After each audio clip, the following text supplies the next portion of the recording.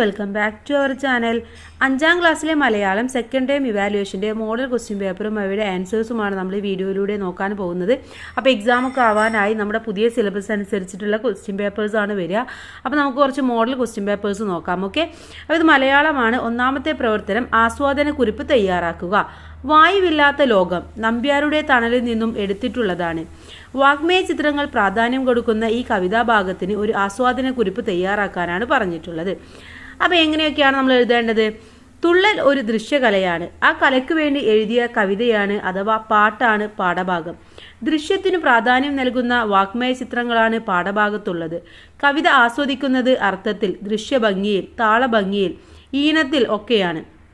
വായിക്കുമ്പോൾ ആസ്വാദകന്റെ മനസ്സിൽ ആഹ്ലാദം നിറക്കുന്നുവെങ്കിൽ ആ കവിത ആസ്വാദ്യം തന്നെ. പാഠഭാഗത്തെ എല്ലാ വരികളും ചിരിക്കാനും ചിരിയിലൂടെ ആസ്വദിക്കാനും പാകത്തിലുള്ളത് തന്നെ. ഉണ്ടിരിക്കുന്നവൻ വായുവും തുറന്നിരിക്കുന്ന ഭാഗം നമുക്ക് കാണാം. മുണ്ടെടുക്കുന്ന വ്യക്തി 2 കരം കൊണ്ടും മുണ്ട് ഞൊറിഞ്ഞ് നിശ്ചഷ്ടനായി നിൽക്കുന്നത് നമ്മുടെ കൺമുന്നിൽ വരികയാണ്.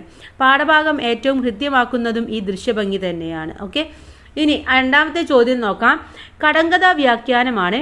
പെട്ടെന്ന് ഉത്തരം പറയാനാവാത്തതും രഹസ്യമായ അർത്ഥതലങ്ങൾ ഉള്ളതുമായ ചെറിയ ചോദ്യങ്ങളാണ് കടങ്കഥകൾ. നിങ്ങൾക്കും ധാരാളം കടങ്കഥകൾ അറിയാം. നിങ്ങൾക്ക് ഇഷ്ടപ്പെട്ട ഒരു കടങ്കഥ എഴുതി വ്യാഖ്യാനിക്കാനാണ് പറഞ്ഞിട്ടുള്ളത്. ഇവിടെ ആടു കേറാമല, ആന കേറാമല, 1000 കാന്താരി പൂത്തിറങ്ങി വളരെ പ്രശസ്തമായ ഒരു കടങ്കഥാ കവിതയാണിത്. ആന കേറാമല എന്ന കടങ്കഥ ആനകൾ കേറാത്ത മലയിൽ, ആടുകൾ കേറാത്ത മലയിൽ 1000 കാന്താരികൾ പൂത്തിറങ്ങിയതുപോലെ ശോഭിക്കുന്നത് എന്നാണ്. നക്ഷത്രങ്ങൾ എന്ന ഉത്തരം വ്യക്തം. കാന്താരിപ്പൂവും നക്ഷത്രവും തമ്മിലുള്ള സാദൃശ്യമാണ് കടങ്കഥയ്ക്ക് ആശയം. മൂന്നാമത്തെ ചോദ്യം വിശകലനം ചെയ്യുക. മഞ്ഞിൻ തൊപ്പിയിട്ട മരത്തിന്റെ പച്ചയുടുപ്പിട്ട അരുവി കൊണ്ടരഞ്ഞാണമിട്ട പൂക്കളാൽ വിരിപ്പിട്ട കാശ്മീരെ, നിന്നെ ഞാനൊന്നുമ്മ വെച്ചോട്ടെ. കാശ്മീർ കണ്ട ദിവസം ഒരു കുട്ടി എഴുതിയ കവിതയാണിത്. ഈ കുറിപ്പിൽ നിങ്ങൾ കാശ്മീർ കാണുന്നില്ലേ? കാശ്മീരിനെ ഉമ്മ വെക്കാൻ കുട്ടി ആഗ്രഹിച്ചത് എന്തുകൊണ്ടാവാം വിശദീകരിക്കാനാണ് പറയുന്നത്. കാശ്മീരിന്റെ പ്രകൃതി ഭംഗി നടന്നു കണ്ടാസ്വദിച്ച ഒരു കുട്ടി എഴുതിയ വരികളാണിത്. മഞ്ഞിന്റെ തൊപ്പിയടിഞ്ഞ് മാമരങ്ങളുടെ പച്ച ഉടുപ്പിട്ട് അരുവി കൊണ്ട് അരഞ്ഞാണമിട്ട് സുന്ദരിയായ കാശ്മീർ, അവൾക്ക് വിശ്രമിക്കുവാൻ പൂക്കളാൽ വിരിച്ചിട്ടിരിക്കുന്നു. കുട്ടി പറയുന്നു, കാശ്മീരെ, ഞാൻ നിന്നെ ഒന്ന് ഉമ്മ വെച്ചു കൊള്ളട്ടെ. കാശ്മീർ അടുത്തു കണ്ട ഒരാൾക്ക് മാത്രമേ അങ്ങനെ എഴുതാനാവൂ. കൊടുമുടികൾ മഞ്ഞിൻ തൊപ്പിയണിഞ്ഞു നിൽക്കുന്നു. താഴ്വരയാകെ പച്ചമരങ്ങളാൽ മൂടപ്പെട്ടിരിക്കുന്നു. ചെറിയ അരുവികൾ കൊണ്ട് മനോഹരമാണ് താഴ്വരകൾ. ഇങ്ങനെയുള്ള ഒരു ചിത്രമാണ് നിങ്ങൾ കാണുന്നത്. വളർത്തുമൃഗങ്ങളും അവയെ പോറ്റുന്ന കർഷകരും എല്ലാവരുമുള്ള അതിസുന്ദര പ്രദേശം. അതുകൊണ്ടാണ് കുട്ടി കാശ്മീരിനെ ഉമ്മ വയ്ക്കാൻ ആഗ്രഹിച്ചത്. ഇനി നമുക്ക് നാലാമത്തെ പ്രവർത്തനം നോക്കാം. കത്ത് തയ്യാറാക്കുക എന്നുള്ളതാണ്. സ്കൂൾ ലൈബ്രറിയിൽ നിന്നും നിങ്ങൾ വായിച്ച ഏതെങ്കിലും ഒരു യാത്രാ വിവരണത്തെക്കുറിച്ച് സുഹൃത്തിന് ഒരു കത്ത് എഴുതാനാണ് പറഞ്ഞിട്ടുള്ളത്. അപ്പോൾ ഏതെങ്കിലും ഒരു യാത്രാ വിവരണത്തെക്കുറിച്ച് നിങ്ങളതിൽ പറഞ്ഞാൽ മതി. അപ്പോൾ എങ്ങനെയാണ് കത്ത് എഴുതുമ്പോൾ തീയതി ഉണ്ടായിരിക്കണം. അതിനുശേഷം പ്രിയ സുഹൃത്തെ, നീ അയച്ച കത്ത് കിട്ടി. എനിക്ക് സുഖമാണെന്നറിഞ്ഞതിൽ സന്തോഷം. എനിക്ക് സുഖം തന്നെ. അച്ഛനും അമ്മയ്ക്കും സുഖമാണ്. നിന്റെ അച്ഛനും അമ്മയ്ക്കും സുഖമാണല്ലോ. പിന്നെ ഞാൻ ഈ കത്തെഴുതുന്നത് നീ ഒരു കാര്യം ചോദിച്ചതിനു മറുപടിയായിട്ടാണ്. ഞാൻ വായനശാലയിൽ നിന്നും SK പൊറ്റക്കാടിൻ്റെ ബാലിദ്വീപ് എന്ന യാത്രാ വിവരണ ഗ്രന്ഥം വായിച്ചു. എന്ത് രസകരമായിട്ടാണ് അദ്ദേഹം അത് എഴുതിയിരിക്കുന്നത്. 1958 അദ്ദേഹം ബാലിദ്വീപ് സന്ദർശിച്ചത്. ബാലിദ്വീപിനെക്കുറിച്ചും അവിടുത്തെ ജനതയെക്കുറിച്ചും രസകരമായ അവരുടെ ജീവിത രീതിയെക്കുറിച്ചും പ്രതിപാദിക്കുന്നു. ആകെ 30 അധ്യായങ്ങളാണ് ഈ പുസ്തകത്തിലുള്ളത്. ഈ യാത്രാ വിവരണത്തിൻ്റെ ഏറ്റവും വലിയ പ്രത്യേകത ആ നാടിന് കേരളത്തോടുള്ള സാമ്യമാണ്. തെങ്ങുകളും വാഴകളും പൂക്കളും കേരളത്തിലുള്ളത് തന്നെയാണ് അവിടെയും. ഗ്രന്ഥകാരൻ നന്നായി അത് വിവരിക്കുന്നുണ്ട്. കേരളം പോലെ തന്നെ ധാരാളം കൈത്തൊഴിലുകൾ എടുക്കുന്നവർ ബാലിയിലുമുണ്ട്. കേരളത്തിലെ കാവടിയാടും പോലെ ഒരു നൃത്തം അവിടെ ഉണ്ട്. ബറോജ് എന്നാണ് അതിൻ്റെ പേര്. ജാവ ദ്വീപിൽ നിന്നും കപ്പൽ വഴിയാണ് അദ്ദേഹം ബാലി ദ്വീപിൽ എത്തിയത്. ഞാൻ ഇത്രയും വിസ്തരിച്ചു പറഞ്ഞത് ഈ പുസ്തകം നീയും വായിക്കാനാണ്. വായിച്ചിട്ട് എനിക്ക് എഴുതുമല്ലോ. സ്നേഹപൂർവ്വം നിന്റെ സുഹൃത്ത്, പേര്, ഒപ്പ്. അപ്പം ഇങ്ങനെയാണ് ഒരു കത്ത് എഴുതേണ്ടത്. കത്ത് എഴുതാൻ എന്തായാലും വരും. ഒന്നെങ്കിൽ ഇതേപോലെയുള്ള എന്തെങ്കിലും വിഷയങ്ങളായിരിക്കും, അല്ലെങ്കിൽ വേറെ വിഷയങ്ങളായിരിക്കും. എന്തായാലും കത്തിൻ്റെ ഫോർമാറ്റ് എന്താണെന്ന് പഠിച്ചു വെക്കുക. ഇനി അടുത്ത 5ാമത്തേതാണ് ലഘു ഉപന്യാസം തയ്യാറാക്കാം. മണ്ണിന്റെ കിനാവുകൾ, കാട്ടിലെ മഴ, ഡെയ്സി ചെടി എന്നീ പാഠങ്ങൾ വായിച്ചല്ലോ.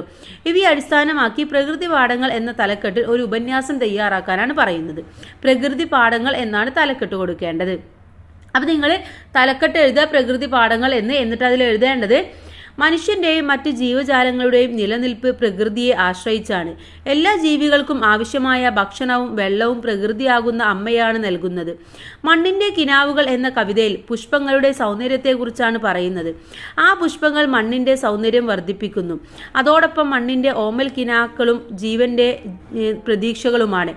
വേനൽ ചൂടിൽ കരിഞ്ഞു നിൽക്കുന്ന കാടിന് ആശ്വാസം പകർന്ന് മഴ കടന്നു വരുന്നു. മരങ്ങളിൽ, ഇലകളിൽ, മണ്ണിൽ, പുഴയിൽ, ജീവികളിൽ സന്തോഷം പകരുന്നു. പ്രകൃതിയിലുള്ള ഐക്യം നമുക്ക് ഇവിടെ കാണാൻ കഴിയും. എല്ലാ ജീവജാലങ്ങളും ഒരുമിച്ച് നിന്ന് മഴ ആസ്വദിക്കുകയാണ്. പരസ്പര സ്നേഹത്തിൻ്റെ ആഴം ഡെയ്സിച്ചെടി എന്ന കഥയിൽ നമുക്ക് കാണാൻ കഴിയും. ഇക്കാര്യം കഥാകൃത്ത് ഭംഗിയായി ചിത്രീകരിച്ചിരിക്കുന്നു. സൂര്യൻ പ്രകാശം ചൊരിഞ്ഞും കാറ്റ് ഉമ്മ നൽകിയും ഡെയ്സിച്ചെടിയെ താലോലിക്കുന്നു, വളർത്തുന്നു. നിറവും വലിപ്പവുമുള്ള ചെടികൾ മറ്റുള്ളവരുടെ ശ്രദ്ധയിൽപ്പെടാൻ വേണ്ടി മത്സരിച്ചു കൊണ്ടിരിക്കുമ്പോൾ ആരുടെയും ശ്രദ്ധയിൽ വരാതെ ആ ചെടി വേലിക്കരികിൽ ഒതുങ്ങി നിൽക്കുന്നു. വലിയവരെ മാത്രമല്ല, ചെറുതിനെ പോലും പ്രകൃതി സംരക്ഷിക്കുന്നുണ്ട്. സ്വാതന്ത്ര്യം നഷ്ടപ്പെട്ട് മരിക്കുന്ന വാനമ്പാടിക്ക് അല്പമെങ്കിലും ആശ്വാസം നൽകാൻ ഡെയ്സി ചെടിക്ക് കഴിയുന്നുണ്ട്. ഇങ്ങനെ പരസ്പര സ്നേഹത്തിൻ്റെയും കൂട്ടായ്മയുടെയും പാഠങ്ങളാണ് പ്രകൃതി നമുക്ക് പകർന്നു നൽകുന്നത്. വലിയ ചെറുപ്പ വ്യത്യാസം പ്രകൃതിയാകുന്ന അമ്മയ്ക്ക് ഇല്ല. പ്രകൃതിയിലെ ജീവജാലങ്ങൾ ഇല്ലാത്തതിന് ശേഷം വിലപിച്ചതുകൊണ്ട് കാര്യമില്ല. നഷ്ടമാകാതിരിക്കാനുള്ള മുൻകരുതലുകളും പ്രവർത്തനങ്ങളുമാണ് പ്രധാനം. ഓക്കെ, അപ്പോൾ ഇങ്ങനെയാണ് നിങ്ങൾ ഈ ഒരു വിഷയത്തിൽ ഉപന്യാസം തയ്യാറാക്കേണ്ടത്. ഇനി 6ാമത്തെ പ്രവർത്തനം, ആലീസിന്റെ അത്ഭുത ലോകം പോലെ മണ്ണിനടിയിലെ ലോകം എന്ന് ശാസ്ത്രജ്ഞന് തോന്നാൻ കാരണം എന്ത് വിശദീകരിക്കാനാണ് പറയുന്നത്. മണ്ണിനടിയിൽ ലോകം അത്ഭുത ലോകമാണ്. ഇരുട്ടിൻ്റെ ലോകമാണ്. ഇരുട്ടിൽ ഇര തേടുന്നവരുടെ ലോകം. ഇരുട്ടിൽ കൃഷി ചെയ്യുന്നവരുടെ ലോകം. ഇലകളാണ് അവിടുത്തെ വിശാല പാടങ്ങൾ. കുമിളുകളും കാടുകളുമായി വളർന്നിരിക്കുന്നു. മൺതരികൾക്കിടയിൽ വലിയ ഹൈവേകൾ തീർത്തിരിക്കുന്നു. അവിടെ ആരെയും ആരംഭിക്കുന്ന മിമിക്രി വീരന്മാർ അവരുടെ കലാപരിപാടികൾ അവതരിപ്പിച്ചു കൊണ്ടിരിക്കുന്നു. വളരെ ചെറിയ വണ്ടുകൾ വളഞ്ഞി വിത്തുപോലെ രൂപം മാറി ജീവികളെ പറ്റിക്കുന്നു. ചെറിയ വിത്തുകൾ വണ്ടുകളുടെ രൂപത്തിലിരുന്ന് മിമിക്രി കാണിക്കുന്നു. ഇതൊക്കെയാണ് മണ്ണിനടിയിലെ ലോകം, അത്ഭുത ലോകം എന്ന് പറഞ്ഞത്.